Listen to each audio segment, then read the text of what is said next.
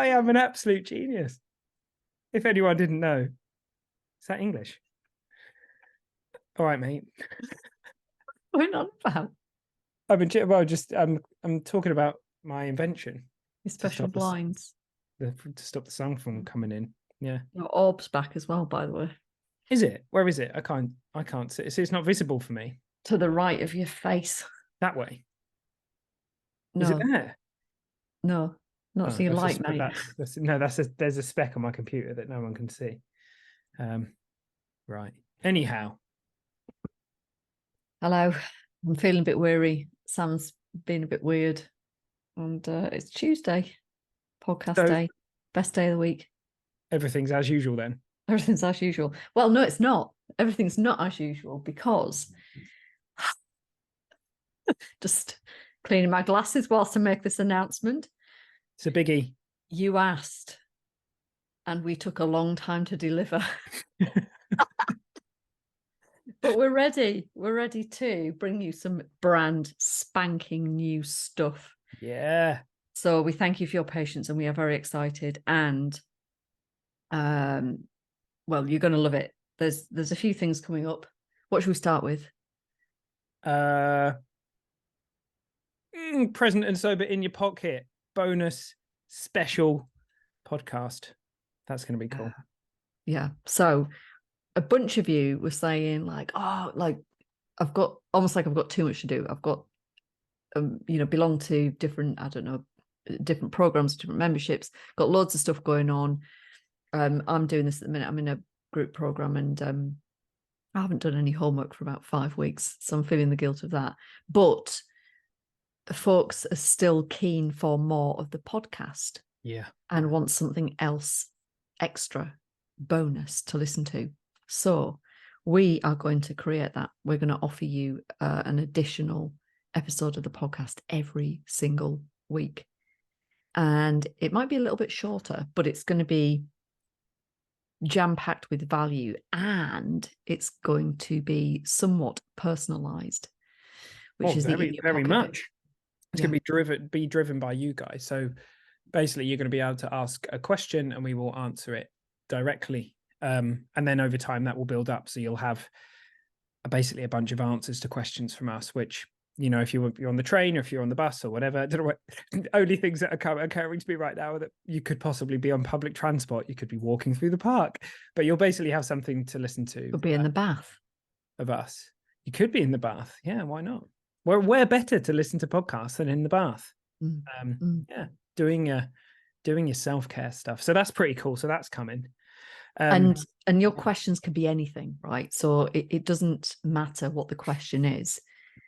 It could be related to alcohol. It may not be anything to do with alcohol, but whatever your question is, whatever's burning for you at the moment, wherever you feel entirely stuck, whatever's swimming around your brain that you want to put out there into the universe and have some conversation, some dialogue about, then that's what we're looking for. Yeah. So you've basically got us here as coaches and as present and sober to answer your questions and all that stuff. So that is very exciting. So that's the first thing that's coming. The second thing that's coming is that we're going to be doing like a backstage pass, aren't we, to a live event each month. Well, if it's live. Yeah, it's going to be live, because the other thing that people would really love is to be able to come and literally interact with us live. So, and we really want to, we really like mixing things up and doing different stuff. So we don't know what it's going to be each month. In fact, I'm going to keep my mouth shut, but we're going to have a monthly event, which you're all invited to. And yeah, more details about how to get access to that. But yeah, needless to say, it's going to be an absolute bargain to get yourself there. And we're going to have a lot of fun, and we're going to learn a lot. And yeah, this is something that we've been planning and looking at in the background for a long, long time. So that's the second part of this. And then there's some glue to stick it all together, which means that when you come to these things, you can be wearing some present and sober merch. That's the yeah, I'm really excited about that. We're super, super close to actually having the store ready, and we've got some incredible art from an incredible person. Top secret information right now. We'll be dropping more about that. And Yeah, so that's actually really, really exciting. I think that might be our most requested thing, mate. People just basically being like, I need a t-shirt. I want that on a t-shirt. I want that on a t-shirt. I want that on a hat or whatever. And so you asked, we've answered. It's just taking a little bit longer than it was supposed to. Apologies for that. Yeah, but it's totally worth it. It's totally worth it. Our Totes worth it. Totes worth it. Our lovely, amazing, extremely talented artist friend of the podcast has been working with us tirelessly to bring the best of some of our podcast episodes in a mashup of clothing and other items. Let's just oh, go on, mate. Sorry, I thought you it's quite spectacular. It's oh, quite mate. spectacular. So you can, if you want, you can look a bit like Sam. You might find that there's a nice hat like that. There is I think the most beautiful tote bag I've ever seen in my life, which, you know, you're going to want to get in there quick because I reckon they are going to sell out. Yeah, so it's very exciting. Yeah, that's really exciting. And I think they really are going to be a bit different. I mean, they are quite literally personalized to the podcast, to some very some characters who may have appeared throughout some of the podcasts, etc. So we're really, really excited to put that out there. And there will be ways to access sort of discounts and stuff like that. But basically, we're doing this as a way to, you know, we really don't want to put adverts and stuff all over the podcast. We really want to be able to serve everybody and give you guys what you want. And you've been reaching out and asking for stuff, and then we can reinvest this stuff back into the podcast as we grow, as we continue to do, which is just amazing. So yeah, like more details on that and the kind of mechanics of it as we go through this coming month. And if you're listening to this far distant into the future, maybe this will all be up and running and off to the races, you might say. So yeah. Cool. There we go. Big announcement done. Tick in the box. And now we're going to talk about this week's episode, which is considering that, so this is kind of based upon the fact that we're midway through the live alcohol experiment in October. But as we always say, like, it doesn't have to relate specifically to this. This is kind of where the inspiration comes from, but you could apply it to, you know, other things that you're doing in your life. But it's this notion of being in the middle of something and having the realization of one of two things: either, wow, this is easier than I thought it was going to be, or, oh shit, this is much more difficult and challenging than I thought it was going to be. And so we wanted to talk to both of those experiences, because there's likely a bunch of people wading through that or skipping through that who are participating in the live alcohol experiment. And as I say, you'll be able to relate it to other parts of your life, other things that are going on or have happened in the past, where we, and you know, there's a bit of a nod to our one of our most popular podcast episodes, the intention versus expectation, because some of this is to do with your expectations, but it's hopefully going to be a useful conversation for folks. You look like you've been plunged into the darkness. It's hilarious. To your blind? Has it fallen down? Sun has decided. No, I've got my. Let's not go into it. Look like you're in a seance now. Like this. I'm not. There's no. Is there any orbs around? No, it's got bored of you and it's gone home. For now, there'll be. Oh my! There's a wasp trying to get in though. Go away, wasp. Oh, he's done it. See, I'm something. A wasp whisperer. Something's going on. There's another T-shirt for us. A wasp whisperer. Yeah, that is a brilliant thing as well. I reckon that live here, I'm going to make a bold thing here as well. Perhaps we could also have anyone who's in the club will be able to request ideas for merch. That's a cool idea. That's definitely a cool idea. Not promising that we're going to do them, but you can absolutely ask it. And then we'll deliver it about 3 years later. Look at this. I've now got a band of sun. Anyway, right. I've totally lost my train of thought. This one's an absolute shit show to start with, isn't it? We're trying to record a podcast, mate. Oh, yeah. Expectations. Well, yeah, that's the first thing. I mean, ultimately, if we're, we kind of can cast up whatever kind of story of what we think something's going to be like. Oh, I'll be able to do this for 30 days. It'll be a walk in the park kind of thing. Or, oh my God, this is going to be the worst thing that's ever happened. And we're just not very good at knowing like what things are going to be like, actually, particularly with something like this, because we can scare ourselves with all these stories of, oh my God, withdrawal, and I'm going to feel like this, or, you know, my sleep's going to be terrible and all this kind of stuff. I mean, maybe not for something like the 30-day experiment, this kind of stuff might not have crossed a lot of people's minds. But for any of us who are kind of have been on a journey of feeling like, wow, I'm drinking quite heavily and been freaking ourselves out about what might come.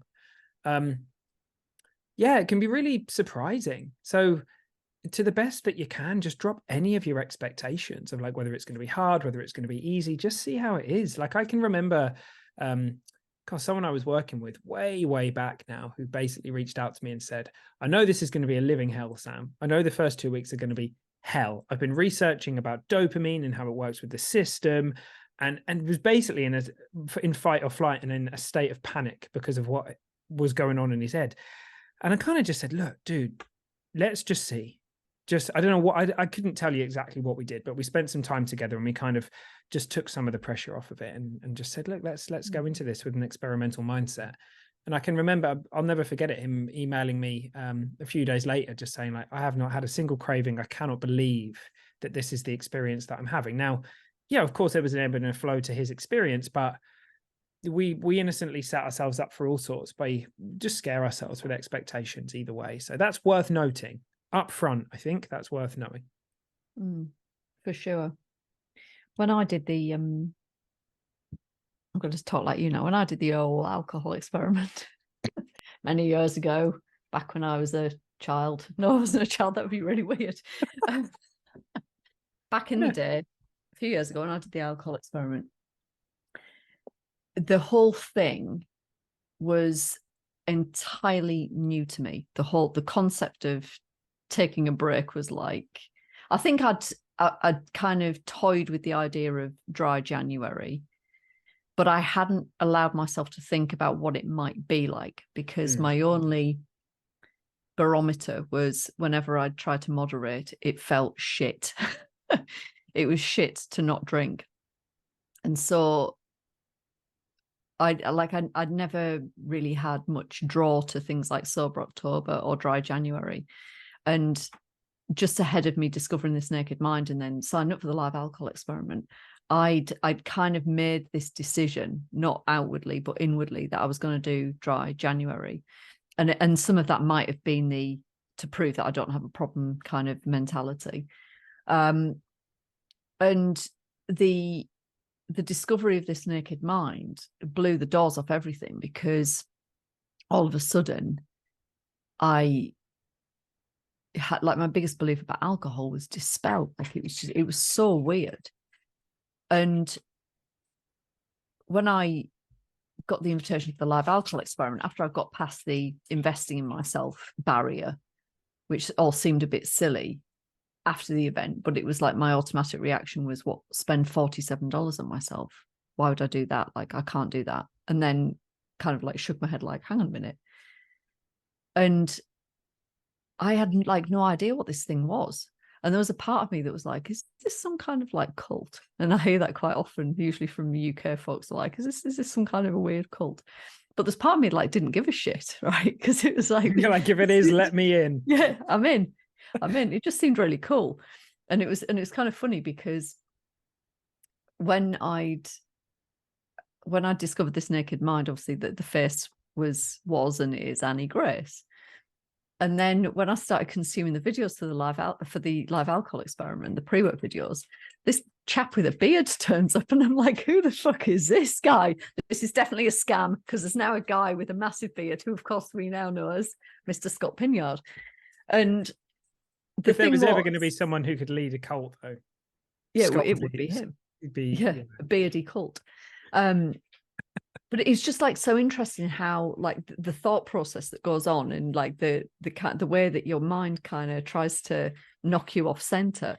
But the thing that I held all the way through that and into the live alcohol experiment was this commitment to having a beginner's mind, to like just as you said, no expectation. I'm going to see what goes down here.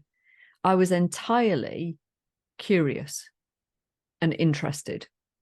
And that set me up so well because I didn't have any preconceived ideas of, you know, what those first few days were going to be like, or and actually I stopped in the December, so I stopped drinking before the live alcohol experiment started.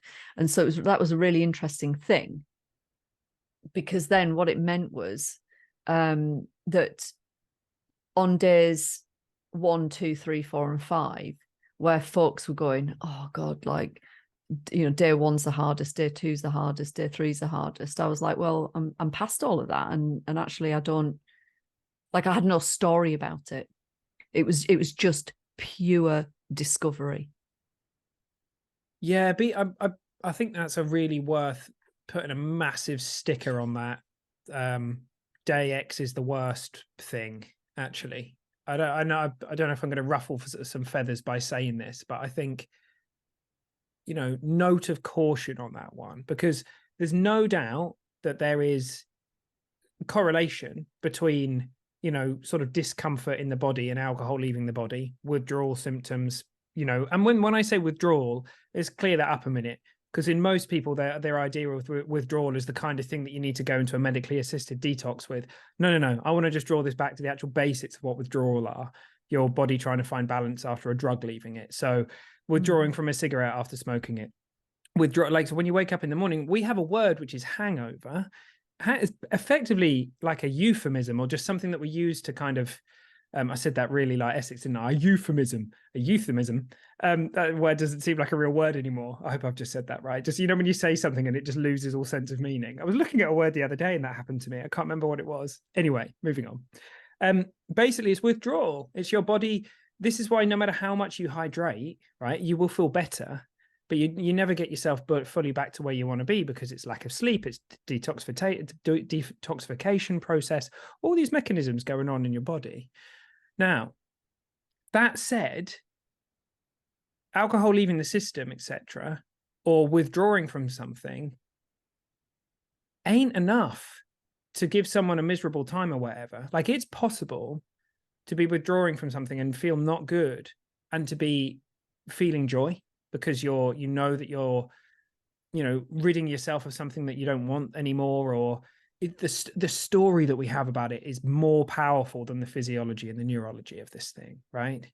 And don't get me wrong, I'm not saying that there aren't times where people do need to go and have a medically assisted detox, all that kind of stuff, of course, right? But I'm saying, for someone for whom that's not the case, for whom it's safe and there's discomfort in there, the story is the most powerful thing. So if you hear someone saying, oh, day 3 and day 10, they're living hell, right? Well, in their reality and what their story of what happened, who knows what happened? Maybe on day 3, they woke up and had an argument with their husband, which brought some emotions up, or wife, and brought some emotions up. And then day 3 was whatever. And they pointed a finger at the withdrawal or the alcohol or whatever happened to be. Let that shit go. Drop those expectations, because that is one of the ways that we will innocently make stuff harder, potentially. Because, you know, what the thinker thinks, the prover proves at the end of the day. If you think day 3 is going to be fucking nails, like, you'll find evidence for why that's true. If you just ditch all of that shit and just go through it with as much neutrality as you can, you might get a real surprise. And I sort of spoke a little bit about this as, for me, not having a concept of the pink cloud, I put in air quotes, just because it's kind of hard to define this thing. In not having a concept of it, I was just basically going about my day. And sometimes I felt great and sometimes I felt a bit different. And I didn't scare myself with this, oh God, is the pink cloud going or anything, you know? So just be on the lookout for that, because that's definitely one of the things that can make something harder. And in an instant, we can see it flip as well. If we notice that we've been telling ourselves a story, suddenly we can find a whole bunch of it falling away, and then we can find ourselves we can choose again, find ourselves in a completely different experience on the exact same day. So yeah, I think that's important. Yeah. Do we want to talk a little bit about the experience of it being harder? It'd be much harder than for sure. Do you know, I just had a memory of something that I hadn't thought about, like, for ages, actually. back when I was sort of in my early 20s, I think I would have been about 21, maybe 22. My partner at the time, I can remember her doing one of these like quick weight loss diet things. I can't remember what it was, but it involved a lot of soup. I was like, fuck it, I'll do it with you. I don't know why I was doing it. But you couldn't drink for 2 weeks. I remember that. And I can remember that being, I don't think I really knew what to do with it, to be honest. But I remember it being really hard. I can remember going to the pub a few times after work and stuff like that, and basically going home because I was just had that like feeling of, oh God, like just want to have a drink, but I've said I won't do this for two. And I can just remember, I can remember that being, and I don't think never having had a reason, trying to English here, to stop for a couple of weeks since I was a God knows how old. Yeah, there we go. Suddenly I realized, oh, this is more difficult than I thought. I'm relying on it more than I realized. So yeah, I hadn't really taken a note of that. It just came back to me in this moment, which is interesting. And I think it may be that we, actually have a more imbalanced alcohol with relationship with alcohol, that we're more dependent on it than we might have consciously realized. And we think it's just going to be like, yeah, well, sure, of course I can just stop for 30 days. And then our experience is different to that. And that can come as a bit of a shock to someone or to some people. Yeah, it could for sure be destabilizing. But the important thing about that kind of a realization is that it's ultimately a gift. Like you then have something to work with, because the alternative is to carry on with a level of, habitual, behaving in an habitual pattern that's just being reinforced over time, because there's no conscious awareness applied to it whatsoever.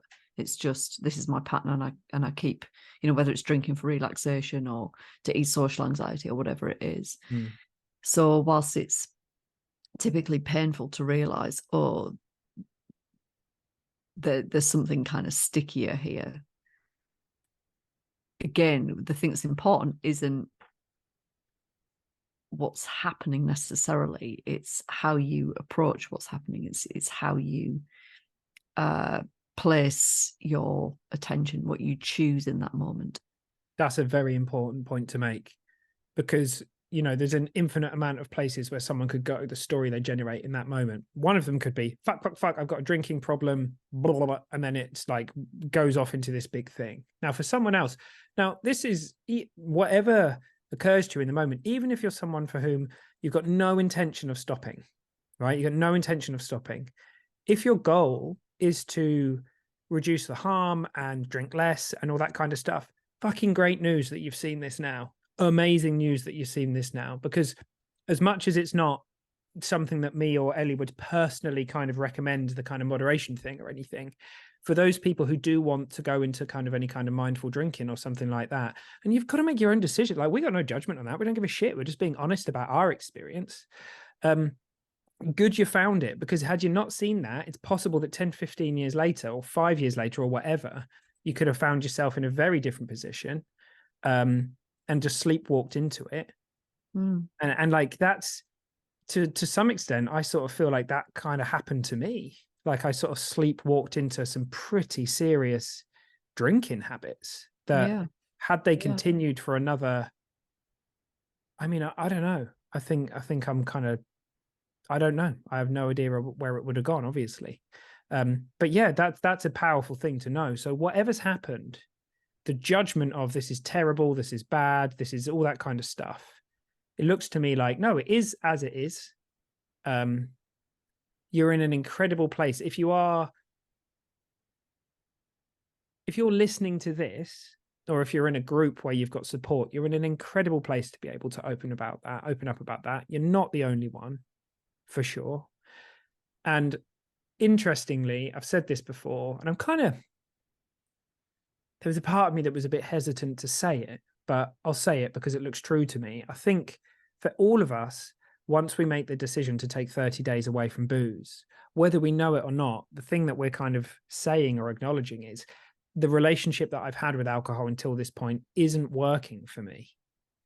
And that looks like a sort of fork in the road to me personally. Whatever happens after that, whether we go into, drinking less, stopping, drinking more, whatever we happen to do, it looks like there is a fork in the road at that point. Because prior to that, it hasn't occurred to us to think to ourselves, oh, I best take a break. Like it just wasn't a thing, right?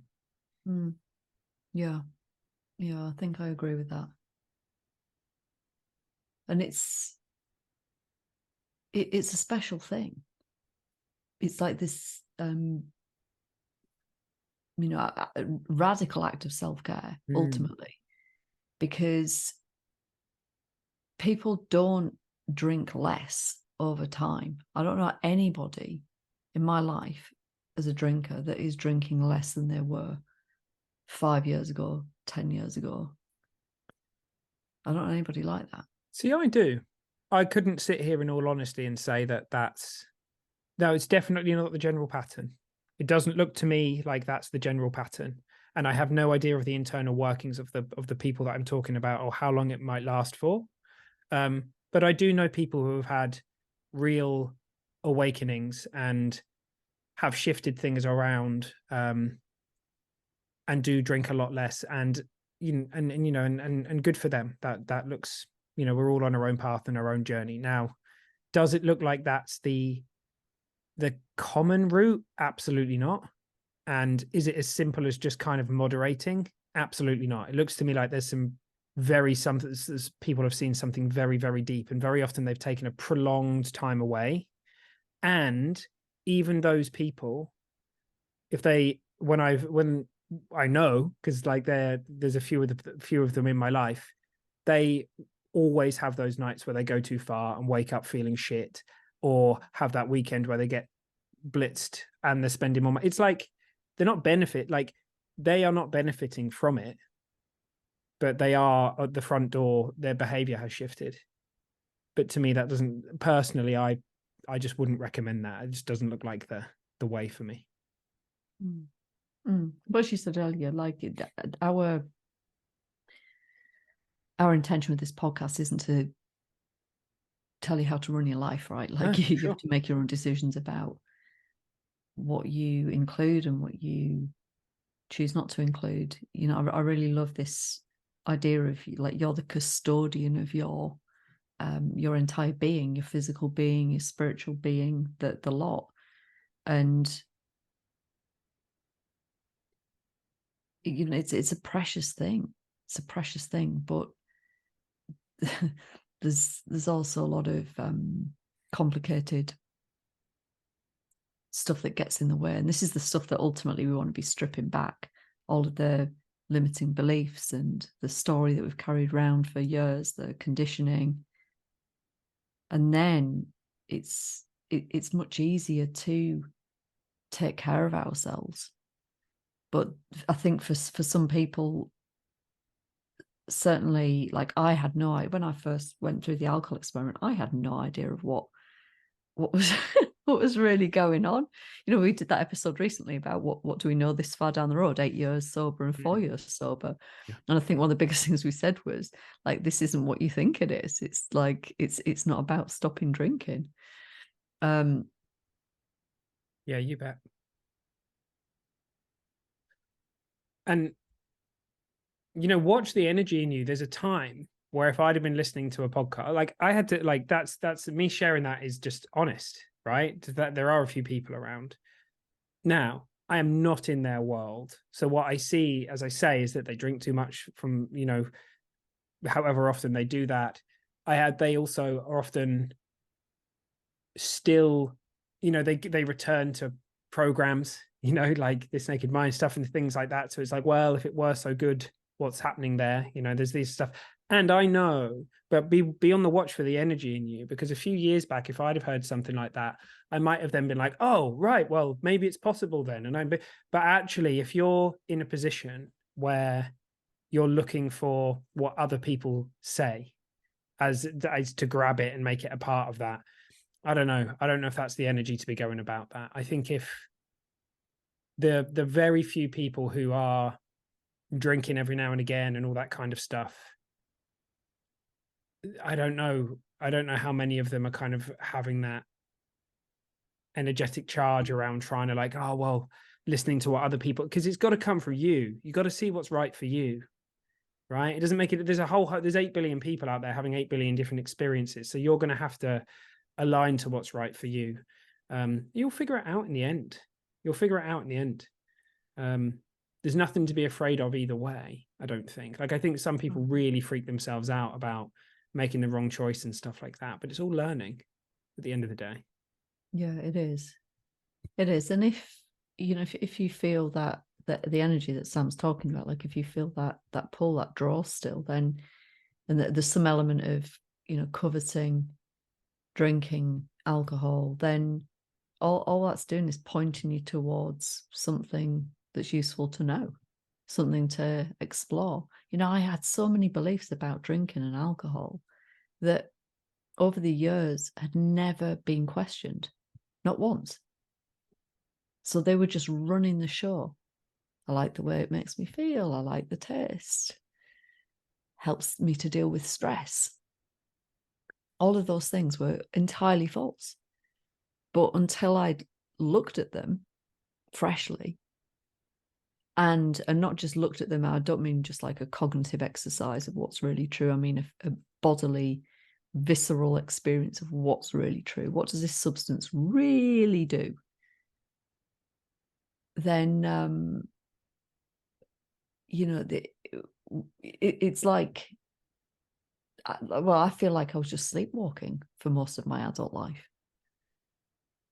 So to know that you're coveting alcohol for whatever reason, again, is really useful. It's a fantastic thing to celebrate, because therein lies the information, therein lies the opportunity to learn, not what somebody else feels or thinks or believes, but what's really true for you. And only you can discover that. Yeah, 100%. Like I think if people really woke up and understood where beautiful feelings came from, because look, there's a whole sea of drugs out there that cause a whole different sea of effects, different things for different people. Some have pleasurable effects, some, you know, all this different stuff, right? But they're not bringing joy into the system. Different thing. Absolutely. So if you start to learn if you just see your natural kind of state and you start living with more joy, clarity, peace of mind, these things just kind of lose their shine, because you see that it's just a poor second best. And I can't remember the phrase, you know, I heard Jamie say this the other day, you can never get enough of second best, you know, because it's not what you're looking for. You're just like trying to get more of it in you or whatever. And I think if everybody really saw that, and that looks spiritual to me, that looks like an understanding of how life works. That looks like a true understanding of the difference between happiness and joy. And like the thing is, if you stand and ask yourself before the consuming of the drug, you know, is this going to bring me pleasure? Well, I don't know. We could sit and have a discussion around what we even mean by that word, right? What we mean by that. Is this going to make me happy? Is this going to bring joy into my life? No way. Like, absolutely not. Definitely doesn't look like that to me. They just look like they don't do that. They're kind of like things that mess around with our neurology and our biology. And sure, they can tap into different parts of the brain and cause pleasure and cause dysphoria and euphoria and all these different things. But I think lasting states of joy, and that comes from within. That's something that we access. That's a different thing altogether. So it may be that someone who, you know, learns to drink less or something like that, if they don't know that like letting go of that thing can seem like this massive thing. But for any of us who start to access this, like we said, it's not about stopping drinking. It's a far bigger journey than that.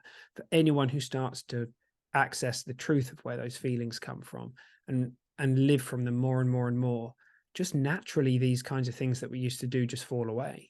They just fall away. because it's like, well, why would I bother? Like, I can't imagine why it would make sense for me to add something on or to change my experience right now because it's so beautiful. And that's absolutely true for every single person on the planet. And sometimes it's eclipsed by a load of thinking and beliefs and all this kind of stuff. But any one of us can access it. Any one of us can access that. And then even the idea of, if I could wave a magic wand and only drink this much and da da da da. What we're really asking for is, like someone once said this, I'll never forget it. No one wants to moderate alcohol. They want to moderate the ill effects of alcohol. So what we're trying to do is kind of like access that constant feeling of X or Y, but that stuff's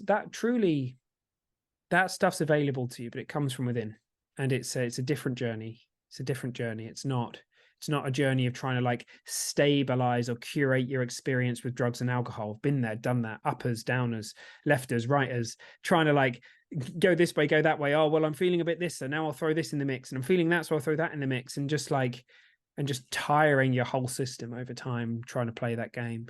You don't need to do that. But it is a different direction to look in. It is. And that the beauty of what's really real, what you were talking about earlier on about it's beautiful. That doesn't mean that talking about life, it doesn't mean that it's devoid of challenge. It doesn't mean that you're not going to feel what some people would call negative emotions. All of it's beautiful, the whole thing, but we're just not used to welcoming the full experience exactly as it is. We kind of have this idea of what's acceptable and what's not, and then that attachment and that aversion then causes suffering. So the invitation is to see everything is beautiful. And granted, that can be challenging at times for sure, but it's a very different way of living, really different way of living. Yeah, that's why we talk about it again and again and again here, talking about but it plays into where we started this about having a beginner's mind, because again, if you take an emotion like anxiety or despair, hopelessness, we've all got an idea of what that is and what it feels like, but have we really allowed ourselves to feel it? Well, I mean, the thing is as well, and like a lot of this stuff is it really is just a journey of when you hear truth hanging out in the spaces where you've heard it, where you hear that kind of like recognition in you of, oh, that's true. Because it won't make sense for any of us to allow an experience of anxiety. I mean, for me, it was 20 years of not allowing anxiety, being resisting it one way or another and trying to get rid of it forever, before I realized at a deep systemic level, oh, that's not the problem. The problem is the resistance to it. Like it comes and goes. My story around it is the thing that's the most challenging here. And that I didn't know that, I'd learned the lesson very early, consciously, unconsciously, that it wasn't safe to feel anxiety. And so I was on a mission to kind of get rid of it. But that's not true. And it wasn't until I saw that. So we have to be really kind to ourselves, because if we haven't known the inherent safety of our feelings and emotions and our experience, or if we've only seen it in some realms, this is the normal thing, or if we've got a judgment story around anger, around sadness, around, whatever it is, it started as boys don't cry, girls don't get angry, and it just grew over time or whatever it was. And through society or whatever it was, we just kind of absorbed this story.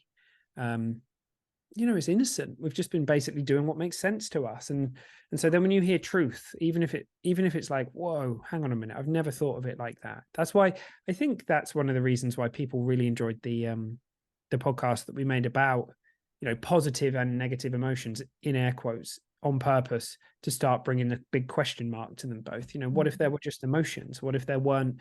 What if it was a false categorization? What if there was a categorization where there actually isn't one? what would that mean? And if your goal is to just, the thing about the really interesting thing, I was talking about this on, I'm going to plug my little podcast on the Rebel Spirituality podcast the other day.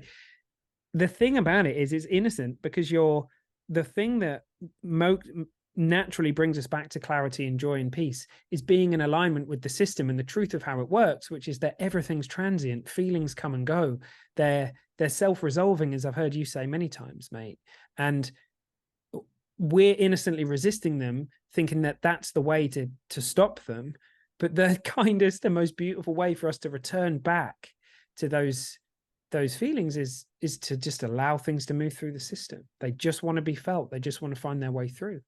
And you'll start to notice that the feeling of what it is to be you, the feeling of peace, it can be present in any situation. Like I think we sometimes get into this idea that we're either feeling joy, or we're feeling pain, or we're feeling happiness, or we're feeling, but no, it doesn't work like that. Like, the backdrop to life can be this experience of peace, of knowing that it's safe, of knowing that it's okay. And we will lose touch with that from time to time, right? And we can scare ourselves for sure. But knowing that and deepening our level of understanding in that, knowing that we're okay even when we don't feel like we are, knowing that that we're safe even when we don't feel like we are, that is really profoundly helpful in a way that trying to just push certain states and emotions away just will just tie you in knots. So yeah, I mean, it absolutely links back to where we started this, is that whether something seems easier, whether something seems harder, it's always just kindness, non-judgment, love for yourself, patting yourself on the back for being there, keeping a watch on those stories as they kind of start self-authoring themselves, and coming and talking about it in spaces like this. Nice. Feels like a nice place to bid adieu. Bid adieu. Is that I never heard that adieu before. Bid adieu. It's French, mate. Oh yeah. What's it mean? So I can Google it. So you know it's French, but you don't know what it means. That must be like, it's like latest taters, isn't it? But in French. I was going to say, I know what that means. Later potato. Yeah, it does. It feels like a nice place to leave it. So yes, if you happen to have found us recently, then we love you, and thank you for coming along. And if you find some time this week, there was a couple of things that we'd love you to do. One is come and join us in the Facebook group. Two is go leave us a review if you've got a minute. We really appreciate it. And when Ellie remembers, she reads them out as well, which is good fun. But she keeps forgetting, so or maybe we don't have enough. Have we run out? I think we might have run out. Although I think I also got lost with where we got up to, because I think one I maybe thought I'd read out, but I hadn't, and then I wasn't sure whether to read it out or not. I think you had read it out. I banned you. I stopped you. I said no. Anyway, new reviews, please. Yeah. And also earlier on, this has been an episode with a few tongue slips. Is that the right word? Slip of the tongue. And earlier on, you came out with a corker, which is definitely a t-shirt. What did I say? Defoxification. Did I? Did I? Defoxification. I just can't talk sometimes. I assume I was supposed to be saying detoxification. Yeah. And but defoxification. I love that. Defoxicate. That sounds like that. I mean, that doesn't mean get rid of foxes though, does it? Some people probably aren't the biggest fans of foxes because they like eat chickens and stuff, don't they? But you also make that weird noise. Can you do a fox thing? I remember, like, have you ever heard? Obviously, you have done because you live out in the sticks. But like that weird bark that foxes do at night. Oh yeah, weird yappy thing they do. Muntjacs weird as well. Is it? I don't know if I've heard of Muntjac. Have you watched that series Alone on Channel 4? Like, we've got one, but there's a US one as well. People listening will know. Have you seen it? They basically just drop 10 people into the middle of like the Arctic or whatever, and just see who lasts the longest. And they have to, it's bit, you know, they have to obviously live off the land and all that kind of stuff, but it's proper cool. I'm a little bit addicted to it right now. Oh, you yawn? I thought, was that a yawny face from me talking? Stifling a yawn there. Well then, I guess that means that we'll leave it there, as my chat is actually causing me to yawn. I've got sweaty palms as well. What's going on? That's weird. Hairy palms? Do you know what hairy palms mean? Bigfoot. Don't know. What's it mean? Am I turning into a werewolf? I'll tell you next week. Is it? Ooh, just in time for Halloween. Oh yeah. Right. Bid you. What was it? Latest status. Bidding adieu. Bidding adieu to you. Right. Bye. Adios, amigos.